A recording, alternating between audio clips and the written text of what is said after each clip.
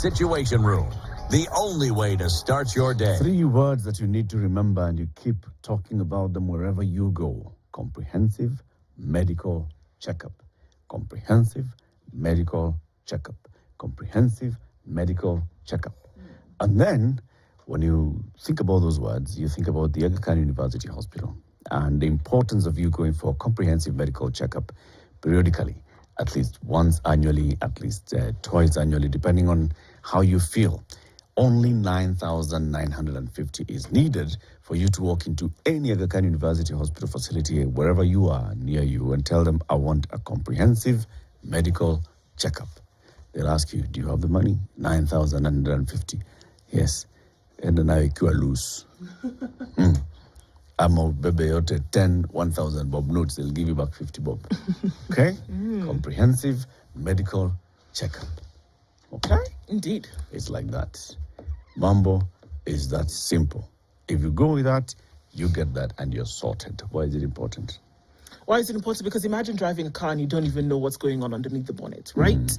And so would you want to drive a car that you're not really sure if everything is intact, your oil, your water, your fuel, your pumps, everything? No, you wouldn't. You would want to make sure that everything is intact even as you go along. So why not do that with your body? And a yearly checkup, even as you grow, whether you're young, whether you're old, whether you're older, doesn't really matter, medium age. Make sure that everything under the hood is actually in tip-top shape. And that's what a comprehensive medical checkup does for you, to ensure that everything is running right to give you optimum health. Now, a couple of weeks back, on the 26th of July, to be precise, we hosted Professor Elijah Mwenga. He's the acting vice chancellor of the Open University of Kenya, and we were talking about this Open University, this big concept of actually having an Open University for strategic interests. It's a government-run facility.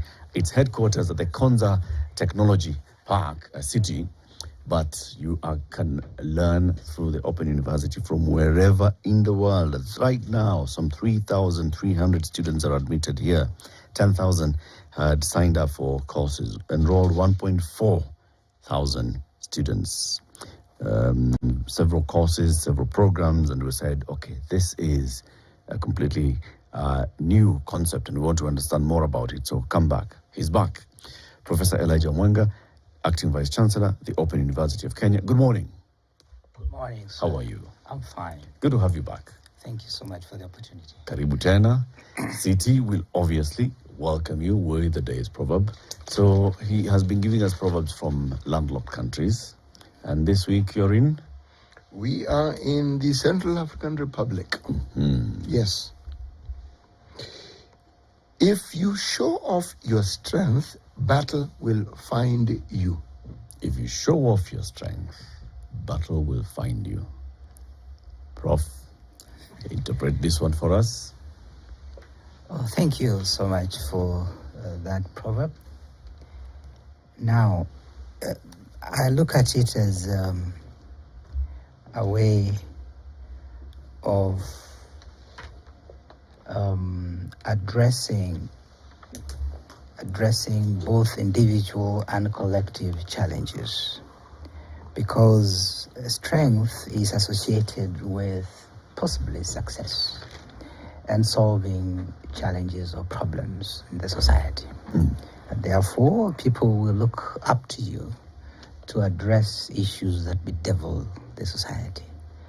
And therefore, at the Open University, if we have shown the strength that we have, we are ready to address some of the challenges in this sector and even beyond.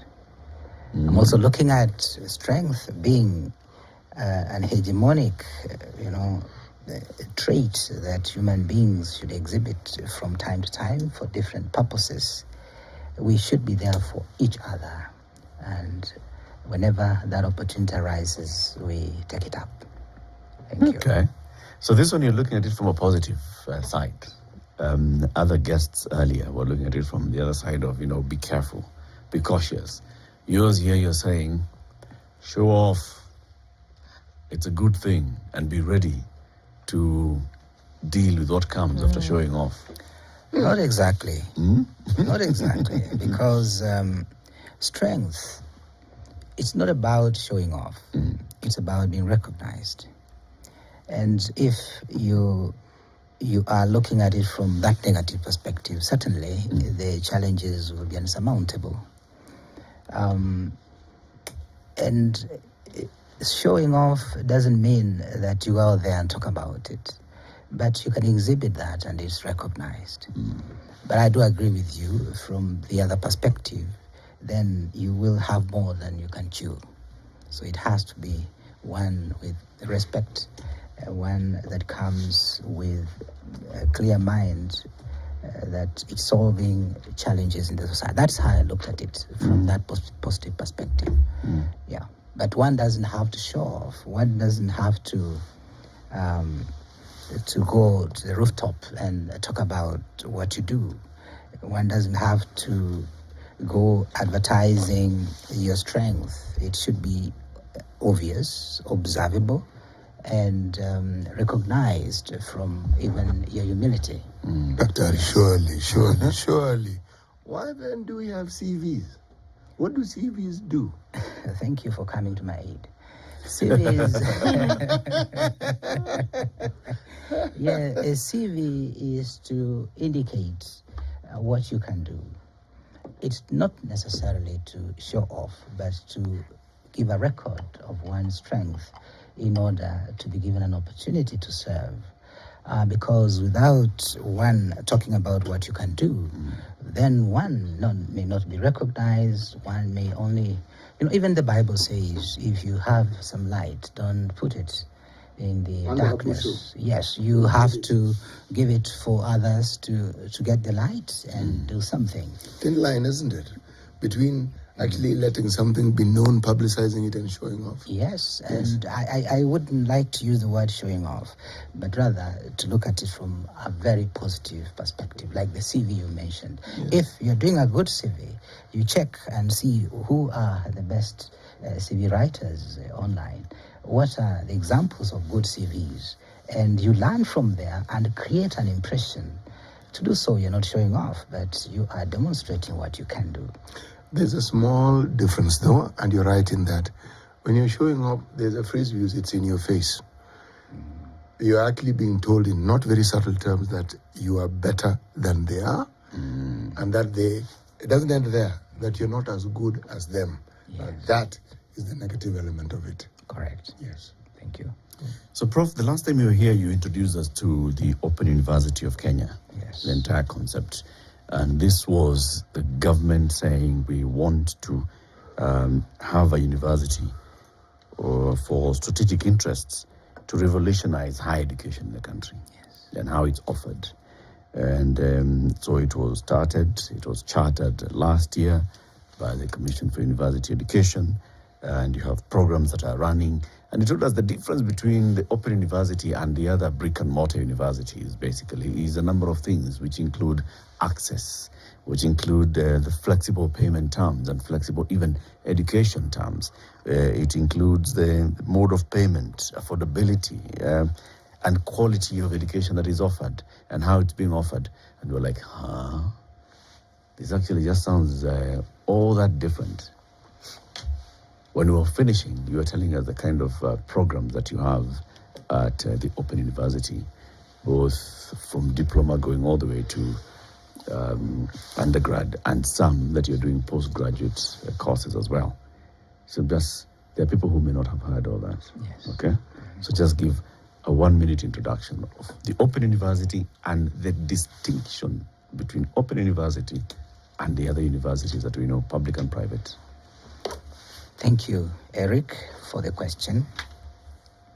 The Open University of Kenya is founded on 5 key principles, which I mentioned last time I was here, and I'd like to highlight them. And those 5 principles make it a very distinctive institution from others. The first, as I mentioned, is the element of inclusivity. We are an inclusive university because we recognize prior learning, a learning which has occurred since one acquired a certificate that did not meet the mark for joining a university is recognized. We use several criteria to admit students, and hence that inclusive approach. We realized that not very many people had a chance to acquire higher education early in their lives, and now a time comes when they need that opportunity. The second is the element of flexibility. The university is flexible in terms of time, place, and pace of learning. We use technology, and hence the third principle of access, to enable all that to happen. We have assembled some of the best technologies in the world to ensure that our programs, which are curated with the help of experts, are available and have encapsulated the great minds of the professors who have developed them, and students can access them at their own pace, at their own time. And the fourth is the element of affordability.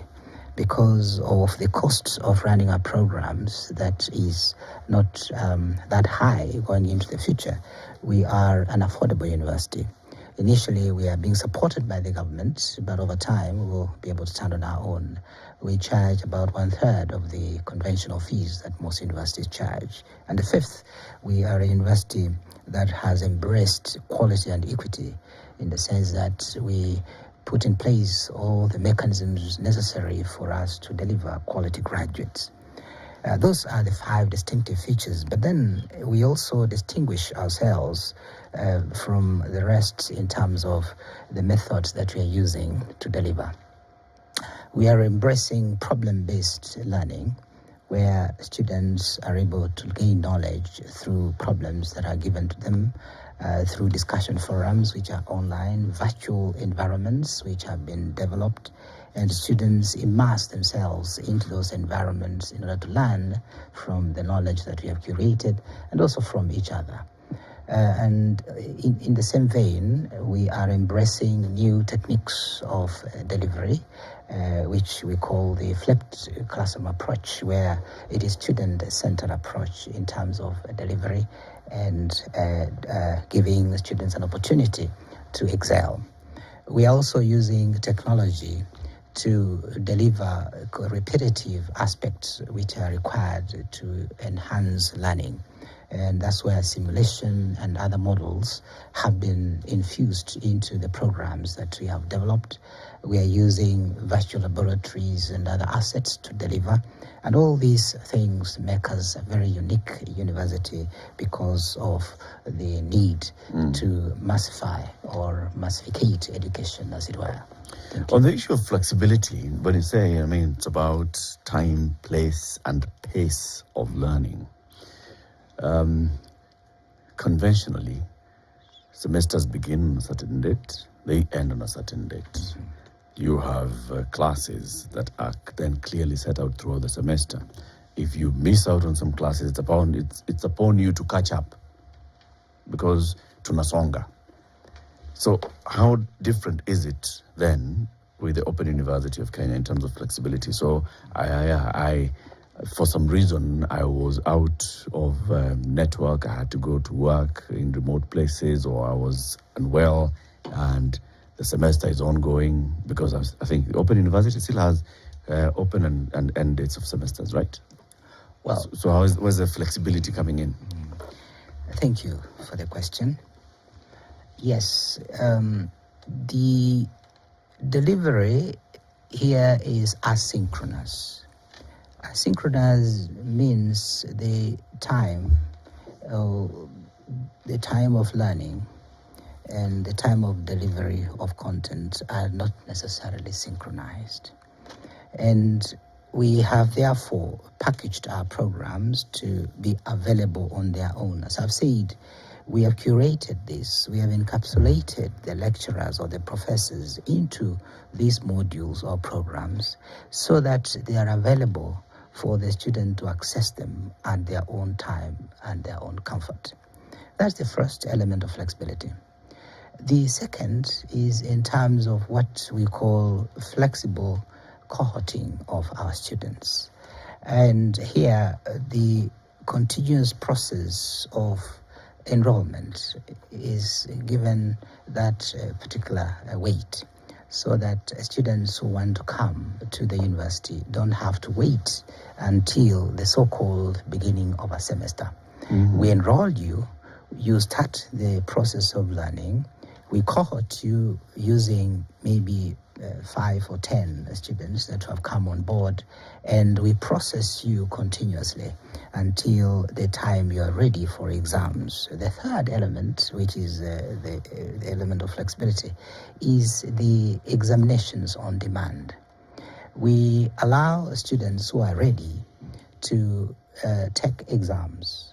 For instance, in the first semester, or rather the first, I call it semester for purposes of engaging the public, the students who sat the exams at the end of the 15 weeks and felt that they needed to come back and resit for various reasons, we gave them an opportunity.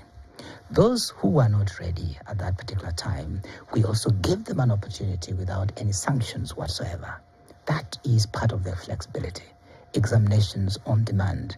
And in a few weeks' time, we are also going to offer another set of exams. We have developed a very rich data bank of exams where we are able to create examination papers or examination items within the period required, going through a very rigorous quality assurance mechanism.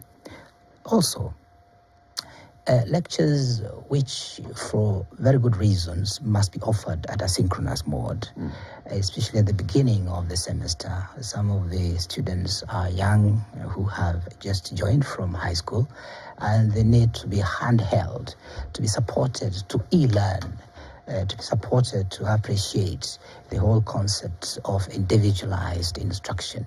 And these young people, we give them initial lectures which are synchronous in nature. So those who have the time are welcome to join those synchronous, or rather online activities where the lecturer or the professor comes to explain the critical concepts involved in that particular program.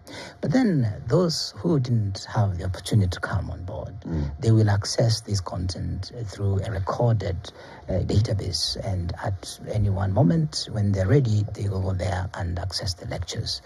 And also the recording enables the students to have what we are looking at, a repetition of the same thing in order to enhance or reinforce the process of learning. If you're told one thing more than once, we believe from educational principles that the chances of you retaining that knowledge is higher. And therefore the recording is looking at that educational concept of repetition in order to enhance retention of the content that is being provided. So for you as a student, essentially, are we saying at the Open University, the time is really in your hands to then be able to do what you need to do when you need to do it, because you have recorded lectures and things like that? Then you will log in, essentially, quote unquote, when you're ready. So is the time really up to you? Or are there, like Eric was saying, is there a set, you have a set semester, for example, in what I want to call conventionary way of university education? The semester starts on said date, ends on another date. There's a midterm exam, there's an end term exam, or end semester exam. Is it different from that? Thank you for that question. Yes, for purposes of managing the university processes, which are pegged on certain beginnings and ends of various things, we have used the word semester loosely. But as I've said, yes, the students' time is in their hands, and they can join at any one moment. They are ready and go through the materials at their own pace. And when they catch up, you see, it's about skills that we are offering, and measurements are done, both summative and formative evaluation. Formative evaluation is included in the process of coverage of content over that so-called semester.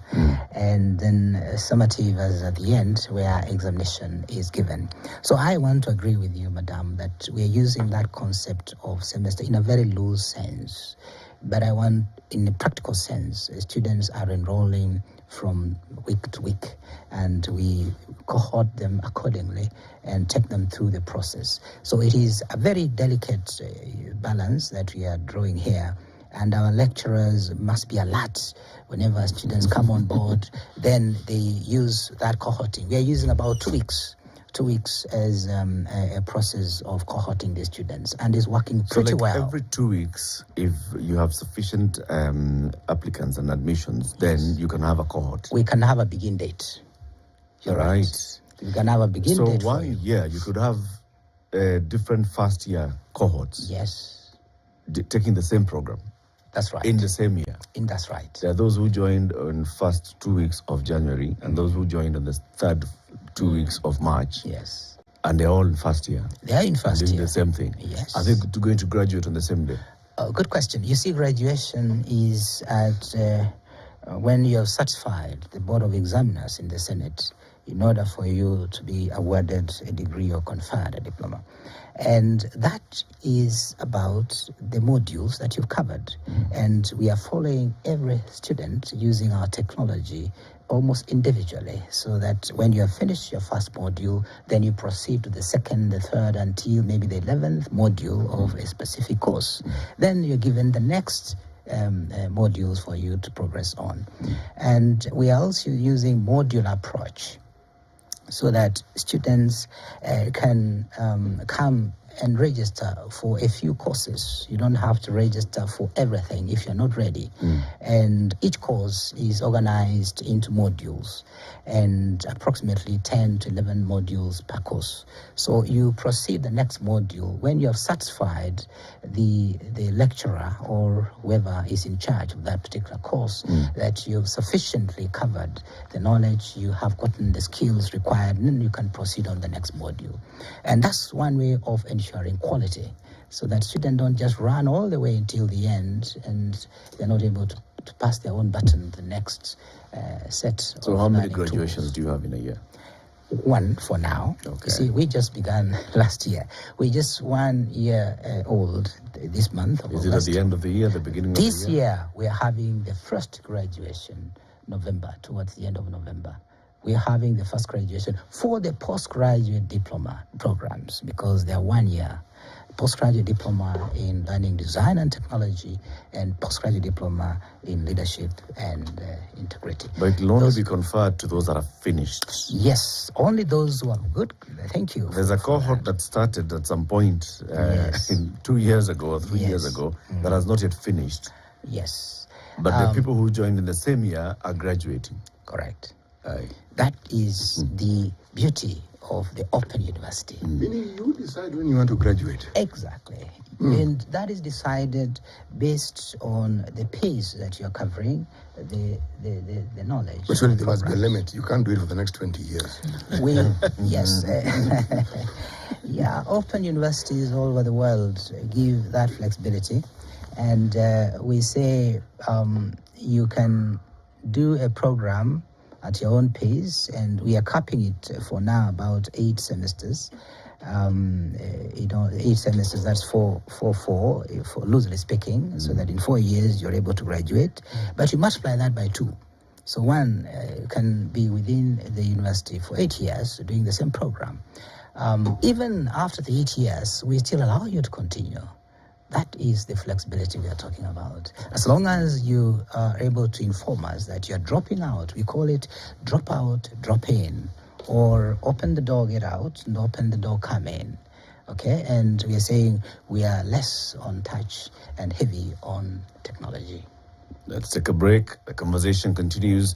Got any questions to Professor Mwenga on the Open University? You can post the comments ask the question in the comment section on YouTube or on Facebook. We are live streaming the show on YouTube, Spice FM, and also on Facebook, Spice FM. And we're also on X at Spice FM KE. The conversation, of course, is also being broadcast on KTN News, on Spice FM, and elsewhere.